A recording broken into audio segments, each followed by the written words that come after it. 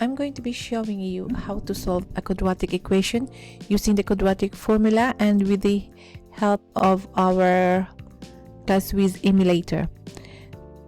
This quadratic equation follows the form ax squared plus bx plus c, wherein the a, b, and c are constants. So we're going to be looking for a, b, and c. So in this equation, our a is 2, so write 2 there, and the b is 5, and c is negative 10. We're going to be substituting these values into our quadratic formula. So you have negative b being 5, so write down 5, plus or minus square root of b squared, so b is 5 square, that minus 4, a is 2, and c is negative 10. And that's all over 2 times a, which is 2 as well. So we're going to simplify this further. So x is equal to negative 5 plus and minus, because you always have two answers to a square root. So 5 squared is 25, plus negative 4 times 2 is negative 8, times negative 10 is positive 80, over 2 times 2, which is 4. This being a quadratic equation, we're going to be expecting two answers. And so for the first one, you have x negative 5 plus the square root of the sum of 25 and 80 is 105 all over 4.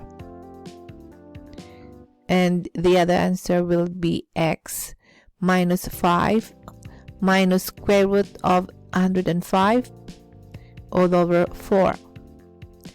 So we're going to be putting these values into our ClassWiz emulator to help us solve for the answer. So it's a fraction, so you have negative 5 plus the square root of 105 all over 4. Then we're going to click on equals and click on SD to get the decimal value. So x is equal to 1.31 rounded off to 2 decimal places.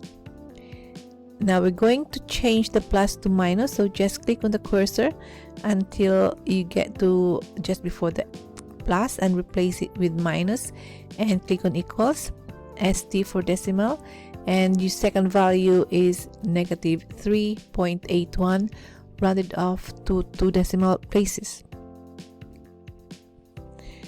Now we have another second method to solve for all these, and it's purely put into the calculator.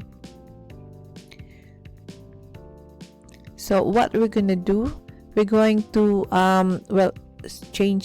wrap this off completely. Click on the menu, and we're going to find the option for equation. So just click on the cursor until you find equation. And there it is. So click on equals, and because we're dealing with polynomials, click on 2, and it's a quadratic, so 2 here.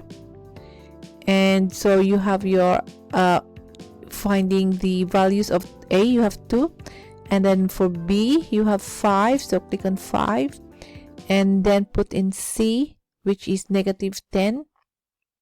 Let's put negative 10, click on equals, and click on equals again. Then you click on SD to find the decimal value, and you have exactly the same, 1.31. Click on equals again and S to D, and you have a negative 3.81, which is exactly what we've just got on the first method.